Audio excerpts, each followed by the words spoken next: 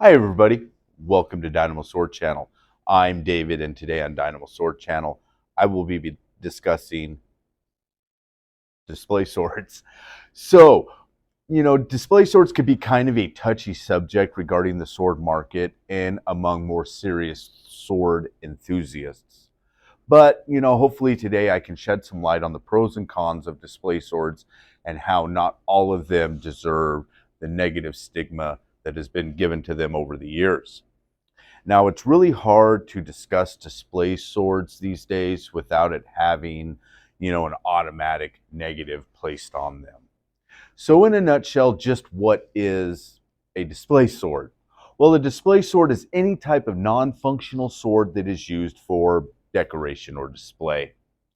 These swords tend to be, on average, cheaply made and mass produced, which again gives quite a negative stigma to them regarding value. This lackluster value carries over into the secondhand market, as 99% of these cheap display swords really hold no resale value or interest from secondhand buyers. So the question is, just why do people buy them?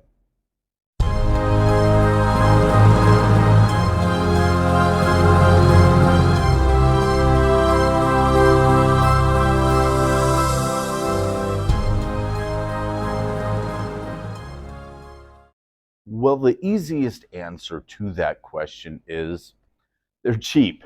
Most of these display swords can be had for, well under $100.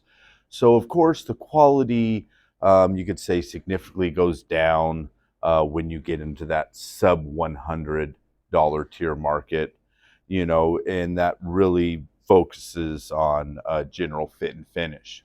But there are, uh, you know, I guess a pro because they are cheap, I guess, so they're easy to get.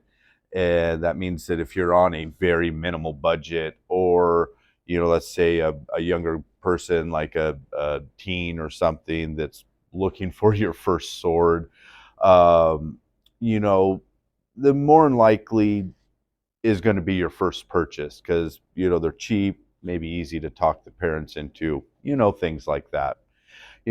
This is probably, really the best you can expect, unless, maybe you're lucky enough to have a, sword enthusiast parent, which, of course, if you do in most cases, then you're not going to probably even be interested in cheaper display swords anyway, because, having a more functional sword enthusiast parent, you're probably going to be familiar with functional swords and already have an interest for those and want something that, mom or dad has. So I guess for a minute, we could say, let's focus on creating a hypothetical example. Let's say someone with a minimum budget that is interested in the sword. So let's say you're a young adult, let's say 20s, who is a big fan of video games or films involving swords. For example, a good example, let's say Lord of the Rings. So you're a big fan of the Lord of the Rings film series. And let's say that you really like Glomdring, the Sword of Gandalf. So what are your options?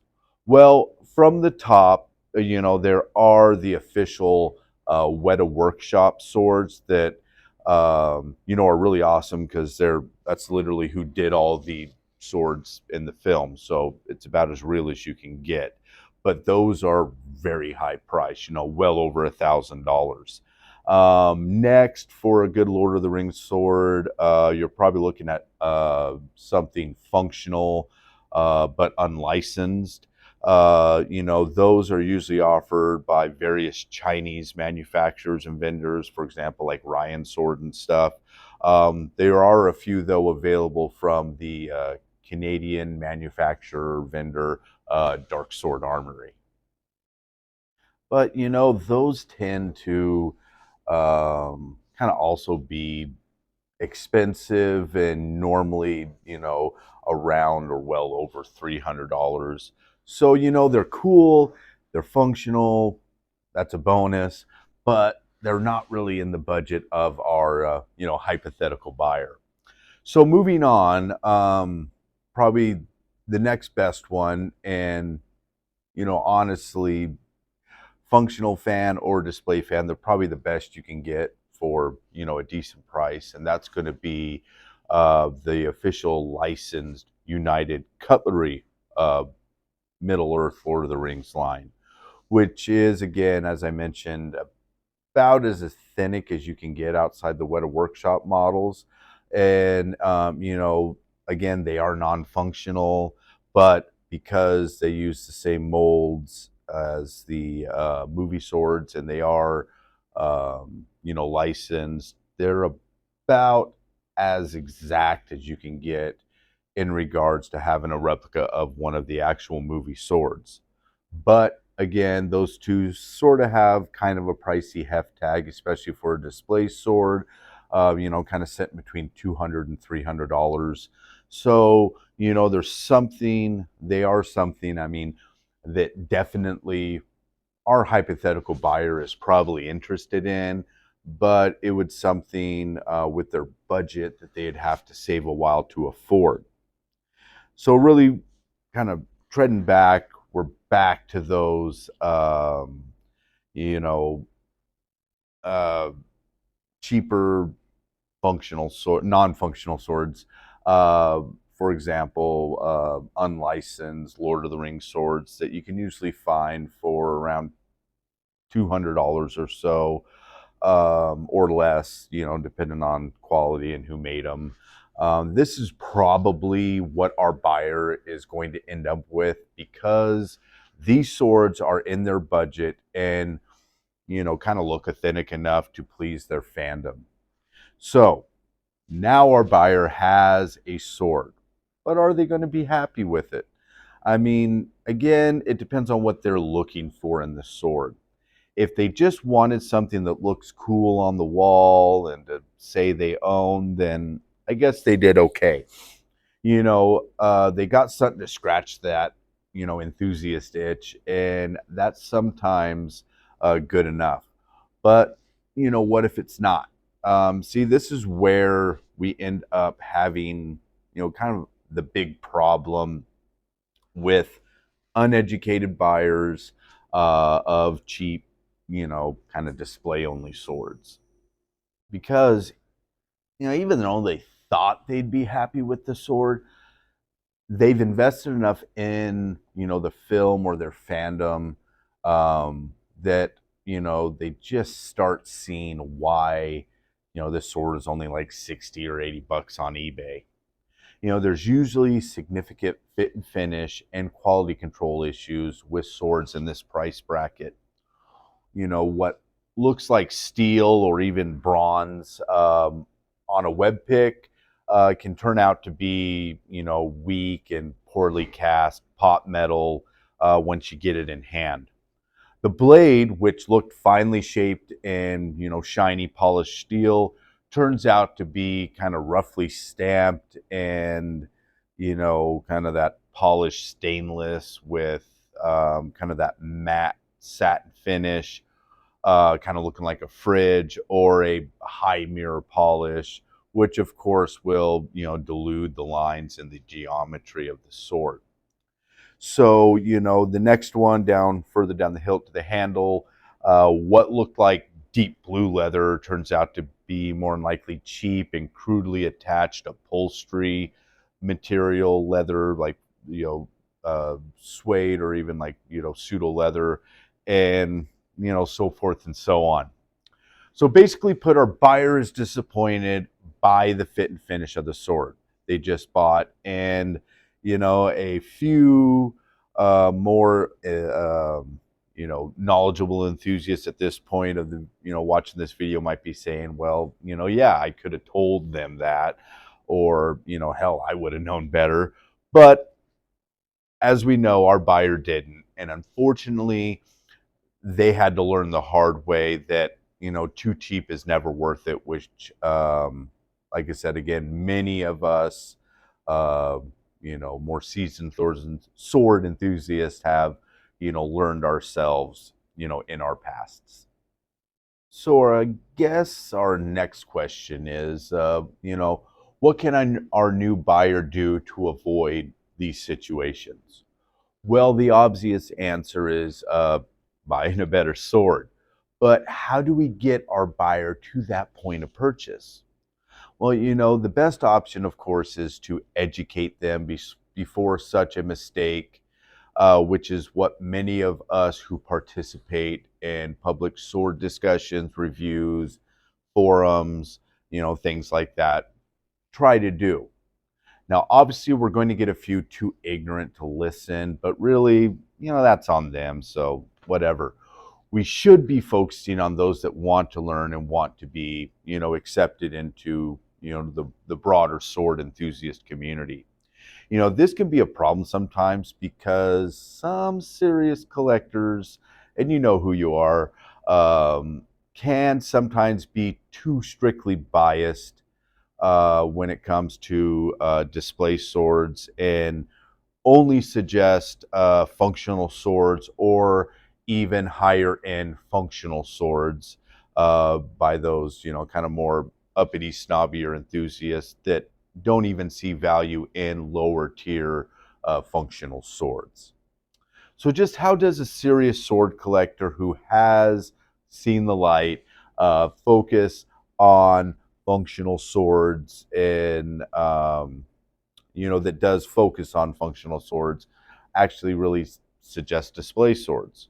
Well, that's kind of the problem we have, and one that's basically been misinterpreted for many years without being properly addressed, in more recent years. That is really because the functional and more historically accurate sword market has pretty much taken over the sword market regarding fandom and, general awareness.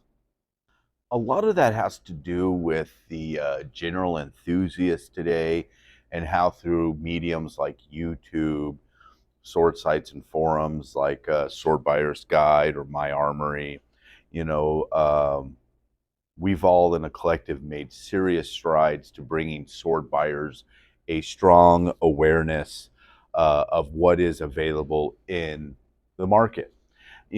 This was due in part to many sword vendors in the past kind of not being um, honest and giving proper explanations and descriptions of the swords they offered, especially in those old mail-in catalogs or the early web world online in the past.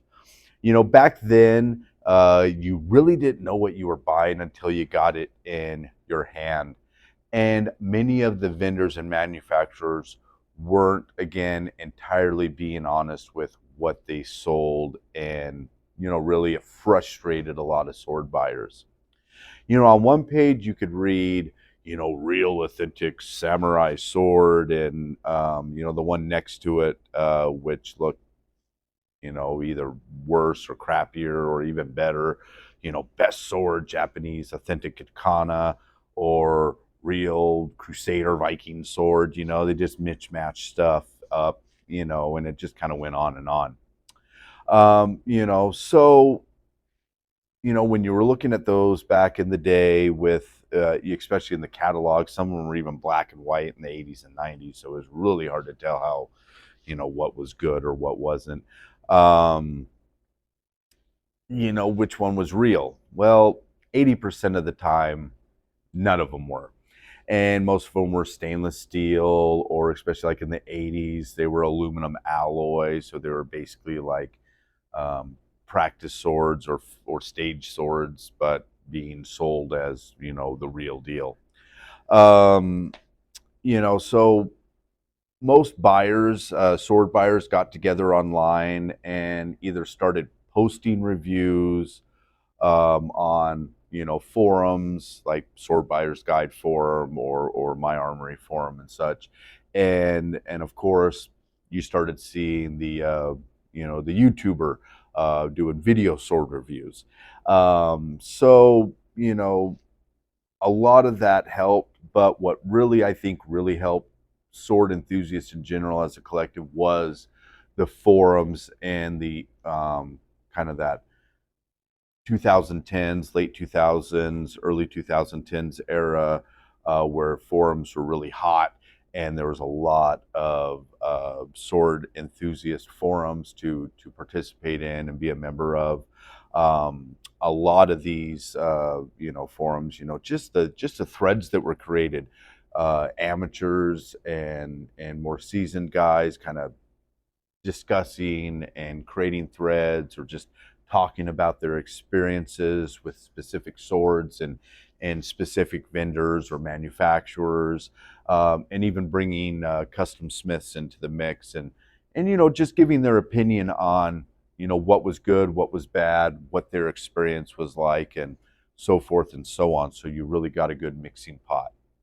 Now, I'd definitely say this type of constructive criticism of the sword market really got the ball rolling for not only specific manufacturers and vendors to, up their sales game, but also helped pretty much to weed out a lot of those shady and disingenuous vendors out of the market, and you know, and really got more people focused on the reputable vendors and manufacturers. And it definitely took a lot of work, and it's definitely still not perfect. But overall, I'd say compared to 20 or even 10 years ago, the soda market, for the most part, at least on the buyer side, when it comes to like general awareness and stuff, is in a much better place than it was in the 80s, 90s, or even the early 2000s. So again, let's go back and look back. Just why is our buyer getting trapped into cheap display swords with this 20 plus years of sword buyers' knowledge to learn for them?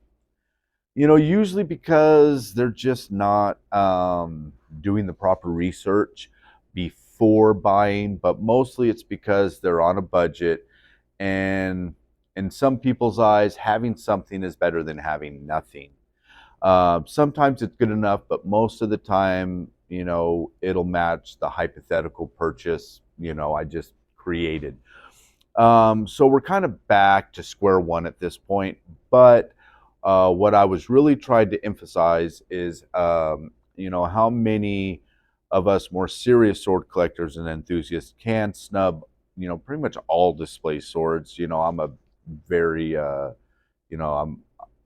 would say I've done that plenty of times too. And we tend to just instantly dump them into a pretty derogatory slow category, as we like to call it, or for those that aren't aware, slow is an abbreviation for sword-like object. Or, another one that's, not so derogatory, I guess, but still kind of puts display swords as junking in their place, would be the term wall hanger. Again, a lot of this has to do with many serious sword collectors kind of primarily focusing on functional or more historically accurate swords. So I guess we're to the point of this discussion topic where our question is, are there any real good display swords? Well, I guess to answer that question, well, we're going to basically have to look at, what benefit someone might have from a quality display sword. So obviously, the core focus of a functional sword or functional sword collecting is to have something that not only looks like a real sword, but handles like a real one too. Now, someone could be interested in these aspects of a sword without necessarily being a practitioner of traditional or non-traditional sword arts. To them, the functionality is less about form and more about presentation, as they want something as either historically accurate or as real as possible. So if that's the case, then, why wouldn't a display sword appeal to that side of the collector's market? Well, for the most part, because ironically, the swords that aren't functional and aren't made of high carbon steel, really, truthfully, aren't authentic enough because they're not really swords. But to the collector not necessarily interested in historical accuracy, the quality display sword, might be enough, especially if they're more focused on something in the realm of fantasy, such as fantasy movies, video games, D&D, things like that. Because as many of us more seasoned sword enthusiasts know, there's a lot of fantasy sword designs that, though really kind of cool looking and attractive, uh, don't really make great functional swords, if a functional sword at all.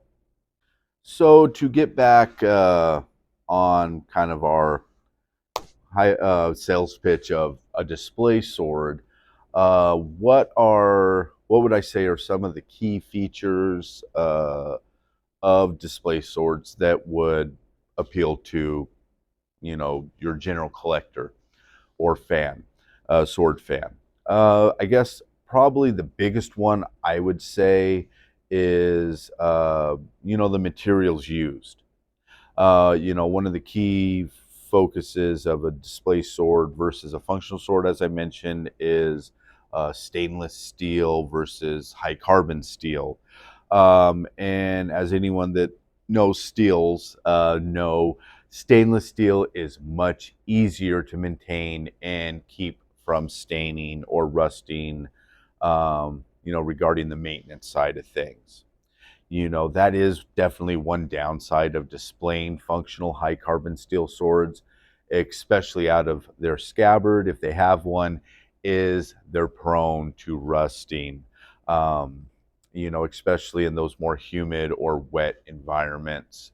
The same could be also said for functional sword hilts, as many are not made, I mean, some of them are stainless steel or brass or bronze, but most are going to be made of carbon or mild steel, and yeah, with a lot of the handling and things like that, they're going to get spots and darkening rust eventually, if not regularly maintained. So yeah, so I definitely say that materials used, and to roll into that as like a number two would be just general maintenance, because you know a stainless steel sword on the wall, polishing towel, some Windex or something, and or stainless steel cleaner, and your sword's clean, and it doesn't need as much frequent use. I mean, stainless steel isn't, completely 100% stainless. It will rust too if it gets wet or handled too much, fingerprints, things like that, just like carbon steel. Just it's not as quick to start oxidizing.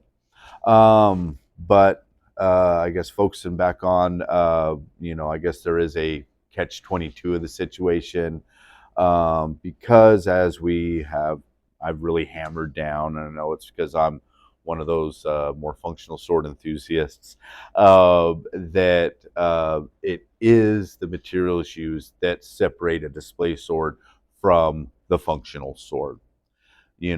But there's also one more that really needs to be focused on, and that is a big difference between a functional sword and a display sword is going to be its general hilt assembly. Now, most display swords are rotted rather than having a full tang. Now, this is to simplify the assembly process in the manufacturing line, because it's fast, cheap, and that definitely benefits the mass production purpose.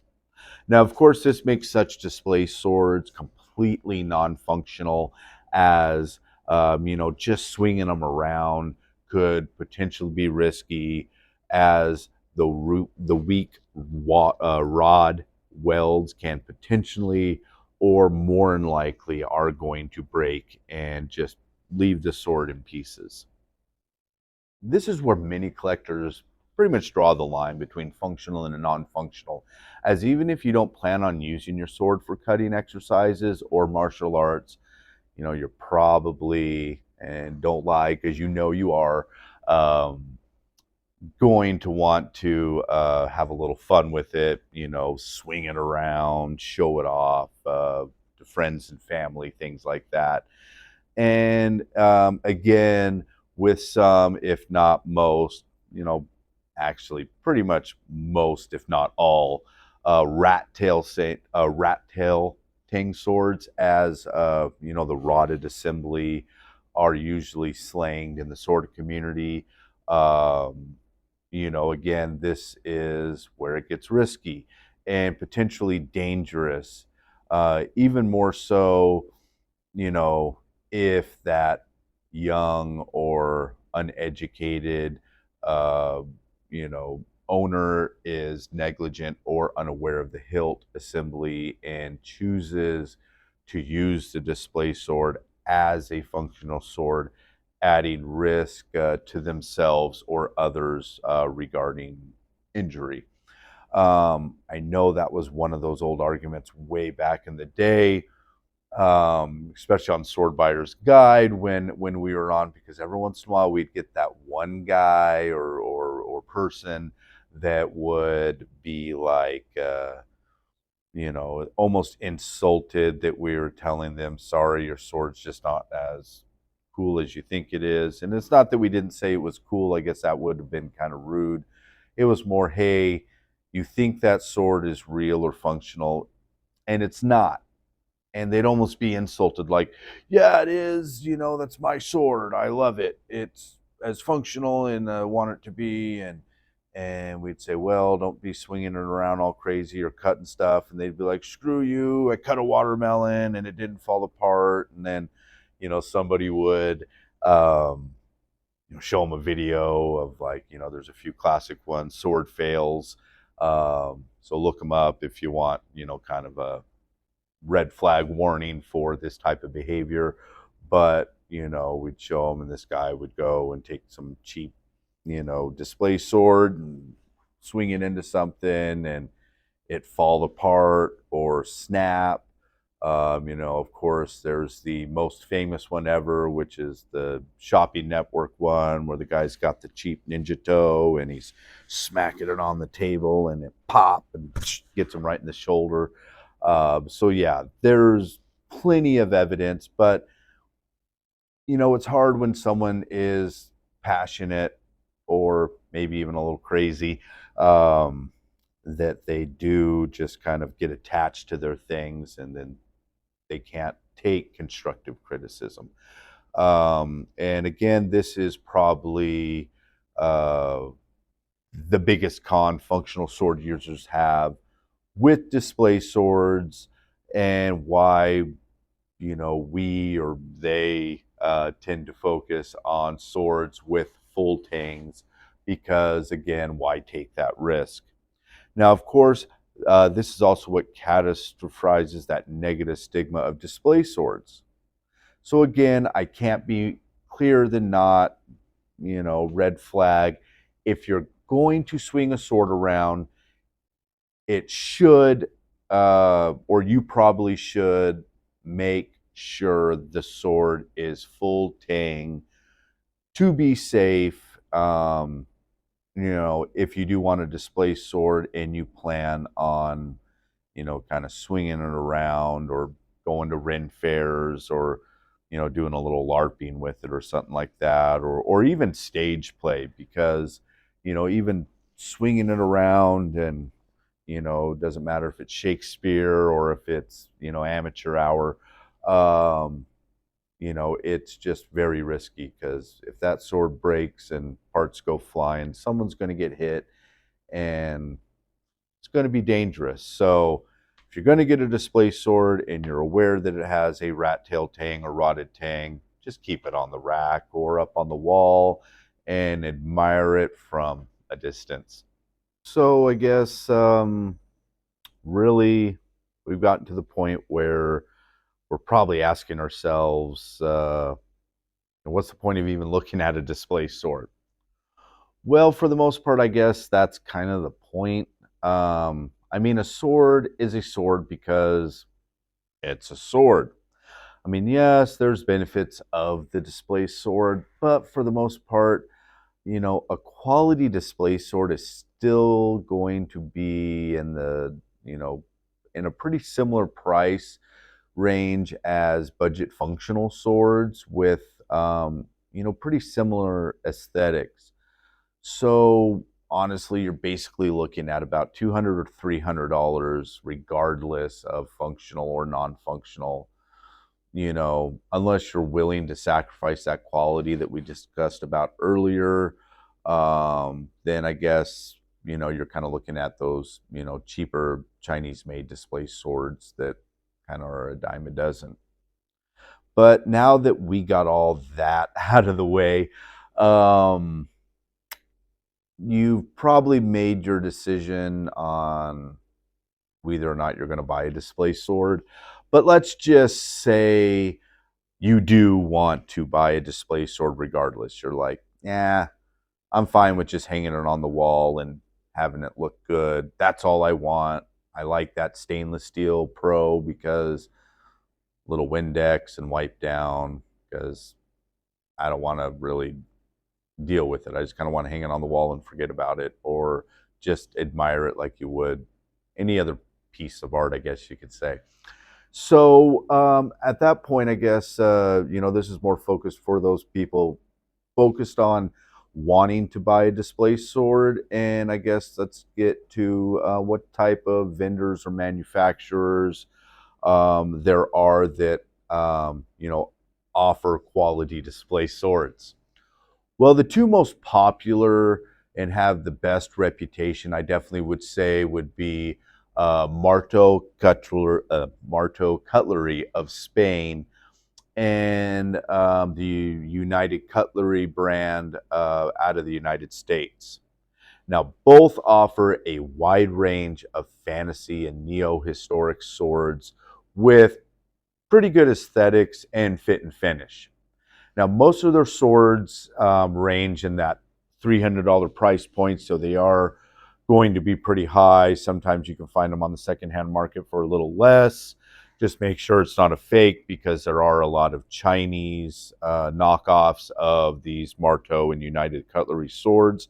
So if they're not properly stamped with the United Cutlery or Marto branding, more than likely it's a Chinese knockoff and it's not going to be as good quality. So just be aware of that. There are also, if you really want a real shiny, pretty Marto, Marto does have some more fancier upper end swords that can be had for around $500 or more. And then, of course, both being, well reputed brands and long-standing manufacturers, they do actually have a few licensed options to choose from too, if that's what you're focused for as far as like film and you know video games or just general fantasy things like that. Probably the two most popular or big name examples from Marto would be their Highlander series of swords, which I kind of feel odd mentioning because I'm pretty sure most of them are discontinued now, but I'm pretty sure they still have the Musashi katana, and which is known as like the Gen 1 Highlander or the movie Highlander sword, and then the Gen 2 or the Duncan katana with the white dragon handles. And then there's also the the licensed Conan the Barbarian movie film swords that are done by Marto. Now, I did mention these in my Conan the Barbarian review of the Windless Sword that I reviewed a while back. So if you want a little more information on those, there is a little bit of information in there. But again, the Marto Conan swords are basically just about the same in quality as the windlass. The only difference is steel used. The Marto swords are stainless, and the windlass sword is obviously high carbon steel. So that's the big difference, primarily. So again, it just depends on what you want. But they're both around the same price. Actually, I think the Martos are a little more than the windlass. So it just kind of, like I said, it depends on what you want. And if high carbon steel is more appealing to you than stainless steel, then go with the windlass. But if you are, wanting something stainless, less maintenance, yeah, I'd suggest the Marto. Another few suggestions from United Cutlery that are licensed is, of course, what I brought up earlier. Their Middle Earth film swords, or Lord of the Rings Hobbit swords, as well as also they have a really large line that they've had going for years, which is their Kit Ray fantasy line. Um, you know, so really, the Marto and United Cutlery kind of cover the medieval and fantasy genres, but what about the Japanese swords, or basically other regional sword types? Well, the other regional sword types aren't really recognized in the display market. I mean, you could find like some cheap display touchy swords, but again, most Chinese swords made by Chinese manufacturers tend to be functional. So honestly, there's few and far between. I mean, there's a few display style like military sabers, things like that, but for the most part, primarily the display market is almost, I'd say, 75% fantasy with some medieval thrown in. As far as Japanese, um, God, the Japanese market's so big, it's basically Japanese swords can be had a dime a dozen in the sword market. So I would say it's less about who's the best and more about who's to trust. Now, the thing is with Japanese swords, most of the display stuff is just cheap, sub $100 junk. So basically, anything of moderate quality is going to be both in that sub $300 functional category. And again, these are going to be normally high carbon steel and sharp 99% of the time. A lot of that is because, unlike European or fantasy swords, Japanese swords are almost always associated with functionality. Be that due to the focus and popularity of Japanese sword arts, or just the general mythos and kind of hyperbole popularity of Japanese swords in general pop culture. Kind of take your pick, because it's either one or the other. Because I know, being a 80s 90s kid, with ninjas and GI Joe, Ninja Turtles, samurai movies that were kind of getting brought over to the West. You know, Japanese were big, especially when anime hit in the 90s and late 80s. It was just ninjas this, samurai that. Katanas can cut through everything, because that's the fantasy shown in a lot of those uh, manga and anime, and some of those more fantasy focused Japanese films.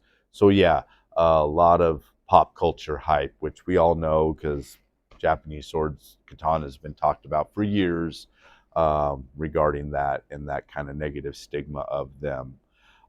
So I guess, kind of back to the focus subject, what is the best Japanese sword to buy as a display sword?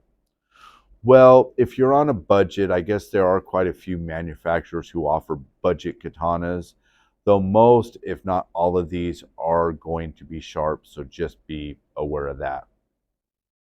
Probably some of my, well, actually, really my more personal recommendations would definitely be Musashi Katana or their more budget focused line, the Musha line. Definitely Ronin Katana. They got some really good budget katanas, that are under 200 bucks. So definitely a one to look at that. Another good suggestion, and this one's kind of neat too because they offer some customizational options. So if you want like a different color Ito or a different Suba, or guard, things like that, it would be a Ryujin Katana. And of course, there are the numerous, you know, sellers and vendors on eBay that offer customization options, stuff like that, like Ryan Sword and Howway, um, Swords of Northshire, things like that. But, one of my big antis, I've always been kind of anti eBay simply because I've just being on Sword Buyer's Guide forum and stuff. I've heard a lot of horror stories, and I don't really like to recommend them because they really are hit and miss on getting what you asked, hit and miss on kind of getting things on time and things, especially now. So I kind of avoid them. I'm not saying you can't get a good sword from them. I like Musashi, Ronin, and Ryujin because they have, kind of more of established relationships with direct vendors, like here in the States, like Cult of Athena, or, over in the, a few of the European ones, like Southern Swords and things like that. So, or the Sword Buyer's Guide store, which has a really good reputation. So, that's where it's at because the worst thing I want is to suggest something to somebody and then them not have a good experience. And I think, as always, I've always hammered down reputable vendor, you'll get what is expected, regardless of the manufacturer, because they're going to get it into their warehouse or shop. They're going to inspect it for you, make sure it's a good sword and not a lemon or a factory defect, and ship you out something nice that you can trust and be on time and stuff like that. So definitely, I definitely recommend more kind of vendor based katanas over eBay and things. But anyway, rambling done.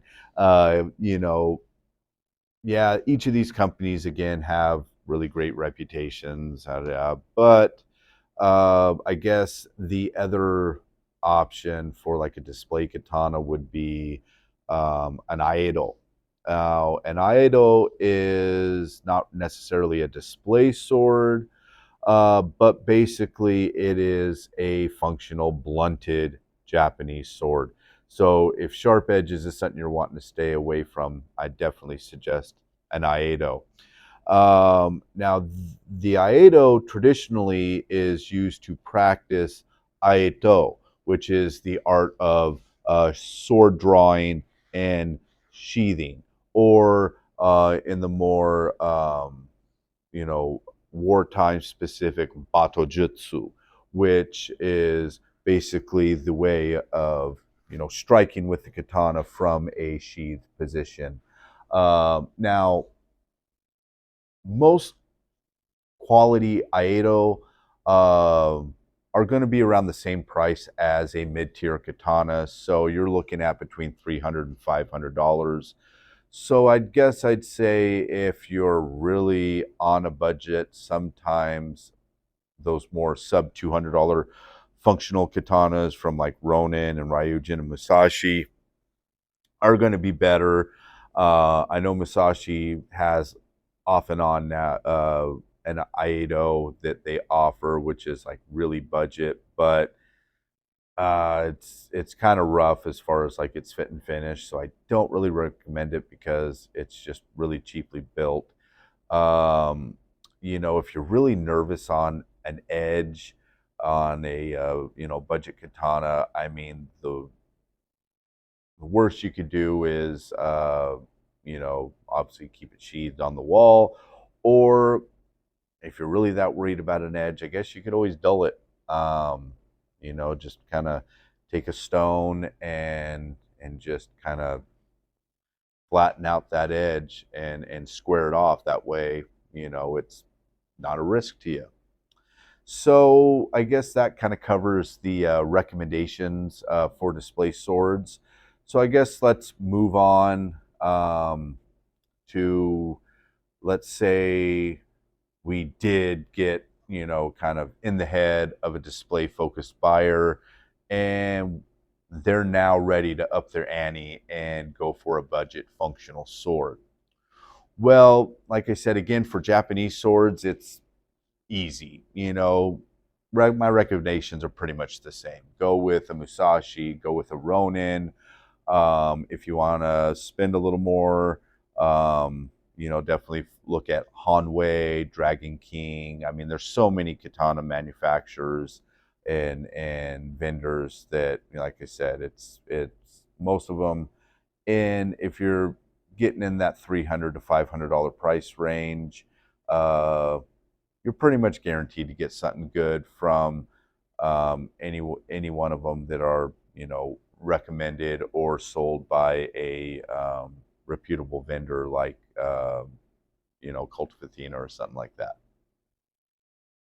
Now, for European or fantasy swords, it can be a little more tricky, especially for fantasy swords, as it's you know kind of difficult to find a quality budget functional fantasy sword. But there are a few that can be found. Probably a few names that I would recommend that offer a quality functional fantasy sword under $500 would be United Cutlery and their Honshu line.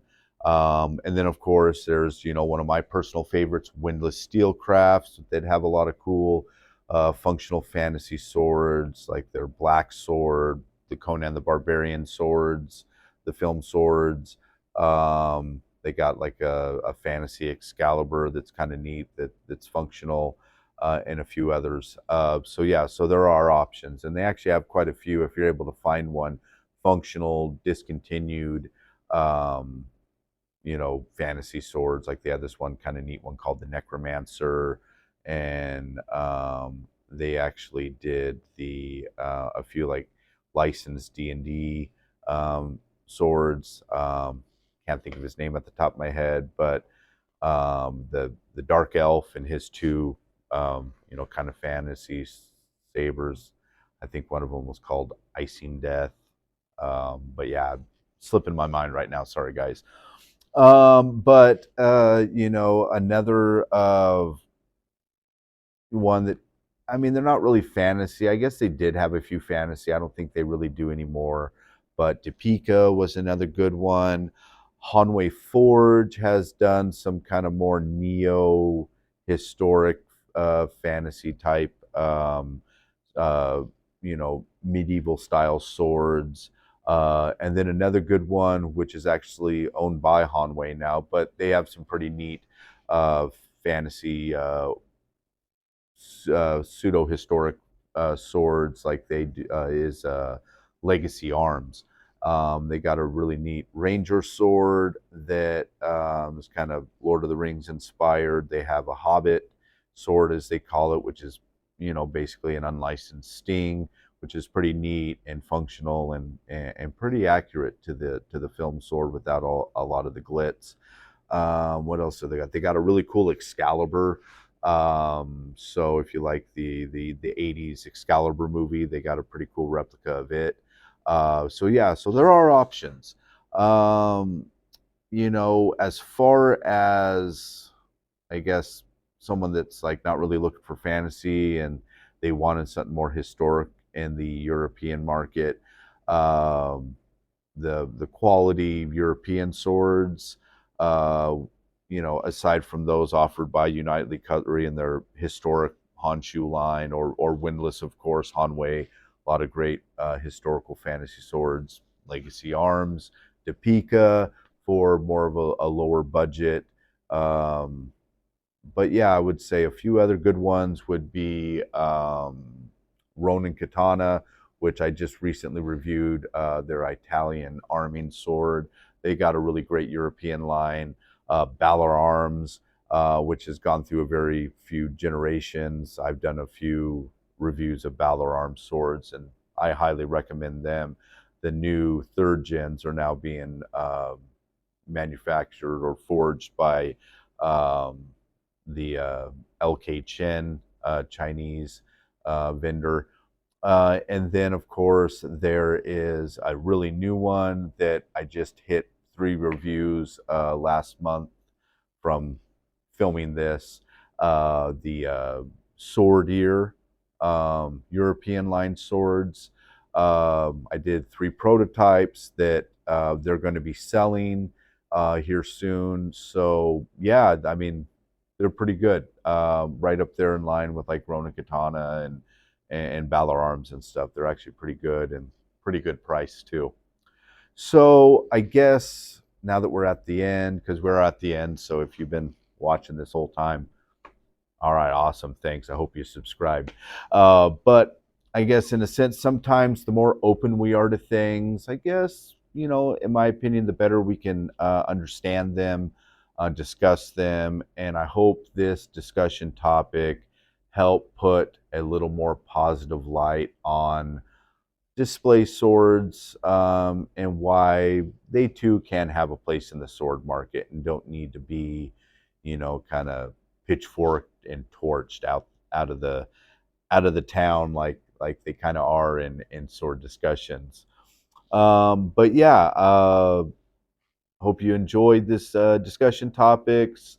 I know it kind of went on a little long, but hey, I wanted to kind of get my more personal thoughts. I know this can be a touchy subject, and I know it's hard to be neutral on it, especially me, like I said, being more of a functional guy. I just got this one, which is the Royal Armory's 14th century long sword. I'll be reviewing that here soon. Really awesome sword, really like it, but of course it ain't cheap, and if you ain't got the money for it, what can you get? Well, that's what I wanted to share in this video. I wanted to give options for those guys, the little guy that might not be able to afford, a nice, attractive, functional sword like this, or even the higher end stuff. Um, one of the things I used to hate hearing on the Sword Buyer's Guide forum and stuff sometimes would be, well, just save up. And, you know, especially these days, as far as, posting this in 2024, some people's budgets are tight, and it's hard for them to, kind of afford, side hobbies like swords or something like that. So, you know, it's good to recommend the budget stuff for those budget buyers. That's what I tend to like to focus on in my channel, and I hope you guys appreciate me for that. And I get it, everybody wants to watch the review of the Avalon or the Nihonto or whatever. But, for the most part, I like to try to keep my range wide, but also kind of more focus on the 300 or sub $300 budget stuff, because I think that market needs good support, because as we've seen in the last 20 years of budget sword buying, the market's getting better. It's getting improved. Yeah, the costs have raised a little bit, the prices have raised a little bit, but overall, if you took a sword like from Windlass 20 years ago, put it up to a sword from Windlass now, not even though this is more of a higher end Windlass at $600, it's night and day. And I really appreciate that. And I really want to support that. I want to support you guys that are on a budget and want to be able to, kind of buy a sword and get recommendations, things like that. And I just want to have fun with you guys on the channel. That's kind of one of my big focuses. I don't really, I mean, I like subscribers because I know that gets my content out. I like you guys to comment and like because I like to be involved with you guys. But I'm definitely not, I don't do this sword stuff as a career. It's always been a side hobby to me. I've always just loved medieval history. I've always loved sword arts. I've just always been a sword guy. So, I mean, this is kind of one of my testaments of because honestly, I just hit 1,000 subscribers. So thank you guys. I've been doing this for almost 5 years, and I do it off and on, and I apologize for that for some of you that would like to see more content from me. I'm definitely trying to be more focused on it now. I know a lot of you are saying, "Hey, where's those functional or follow up reviews with the cutting?" And it's just I got a busy schedule, and it's hard to take time to just get everything set up to cut and stuff. So I do apologize. I know I promise a lot of those follow up cutting reviews, and a lot of it's not even just the time of cutting as much as a lot of my swords because they're windlasses or stuff, they just come dull, and I got to spend that time sharpening them, and definitely sharpening them right take a lot more time than you know I I think some people might understand. But that might be also a do-it-yourself video in the series. I might put the camera up and give you guys a little tutorial on how I sharpen swords. But anyway, ranting enough. Just wanted to let you know. Thanks, guys, for subscribing, hitting 1,000 subscribers. If you've actually watched this video to the end and actually heard that, thank you. Obviously, you're one of my loyal guys that, or loyal people that watch the channel and enjoy it. So thank you. I guess that's it. So yeah, so I'll just kind of cut this discussion topic out. Look for more content. I'm going to try to consistently keep content going. At least try to get a video or two out a week. So look forward to that. Look for more discussion topics. Be sure to share them, like, subscribe, all that stuff.